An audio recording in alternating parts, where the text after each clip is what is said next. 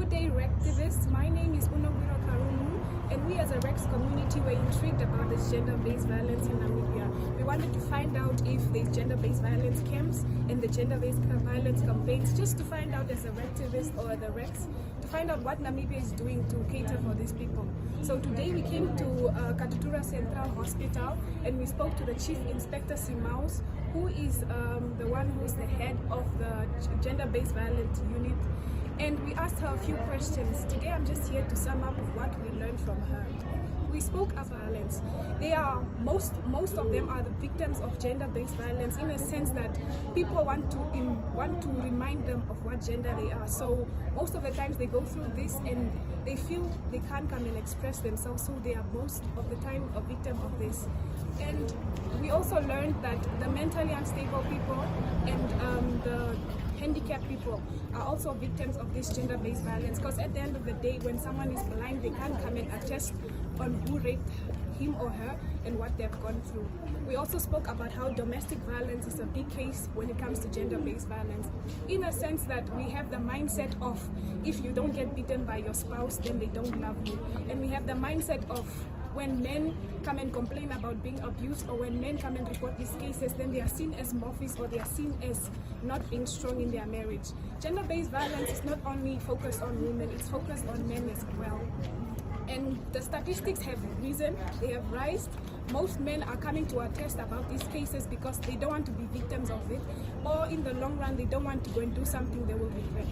So we asked Inspector Simaus, Chief Inspector Simaus, about the gender-based violence camp, and she said they don't have camps due to the fact that they don't have funding, but they have two for kids. They have two safe houses for the kids, so we are calling all stakeholders to use their social responsibility to call out people who can help with the mental issues, with the physical issues, and all these gender-based violence cases. We are challenging you as the RAKS community to come and support this campaign. Be the change you want to see. Come and help the boy child. Let them not feel neglected of these situations they are going through. Come and help the female child. Come and help the women, the men that are going through gender-based violence. Let's make Namibia a gender-based violence-free country. Stories. Most of the people did not come out because they think, what will the community say if they find out we are married, my husband is abusing me? They will suffer in silence, which is wrong. Okay, back to your questions. What are some of the challenges you face the most? The challenges we are facing is our youth is coming up with more criminal cases, and our rape cases is also rising. Nobody has to be raped. It's a very, very bad thing. It's a very bad experience. But if we look after ourselves, say for instance, you go out as a teenager, 17, 18 years old, 14 years old, you are going out, you jump over the wall and you go out with your friends, and you've been raped in Penisburg. You come here. What is the cost? Is it from us, police, who fail you, or is it the parents who fail you? Because the other thing also we're having is with the young girls of that age. Sometimes it's emotional as well. Yeah, so how do you help people who are going through emotional struggles? You know, let me say, coming to distill, difference between physical abuse and emotional abuse. Physical abuse, you can go to the doctor. You've got a blue eye after 3-4 weeks, the blue is now going to get healed. But the emotional abuse is the one that is painful. It is through your heart. Not even a doctor can go through it. Just put a little bit of ointment on it. It's not going to help because it stays there in your heart and you will never forget it. That's where the counseling is coming, which is very much important.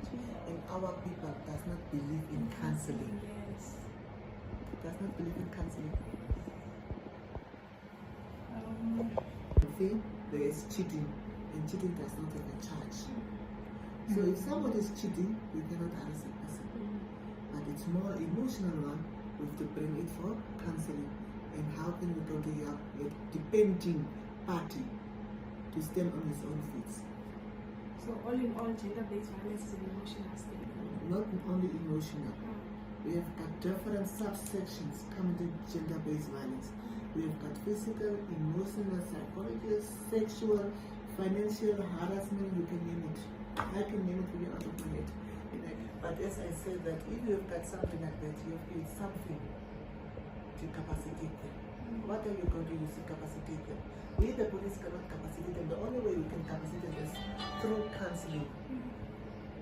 Through counseling, not counseling, actually awareness, just to know the rights and what is wrong, and if they are aware, what is domestic violence.